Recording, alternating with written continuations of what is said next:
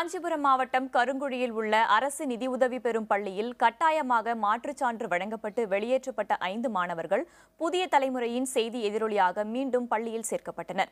10ஆம் வகுப்பு பொதுத் தேர்வில் முழுமையான தேர்ச்சி விகிதத்தை காட்டும் வகையில் பள்ளி நிர்வாகம் இத்தகைய நடவடிக்கையில் ஈடுபட்டதாக சம்பந்தப்பட்ட மாணவர்களின் பெற்றோர்கள் மாவட்ட ஆட்சியரிடம் புகார் அளித்திருந்தனர்.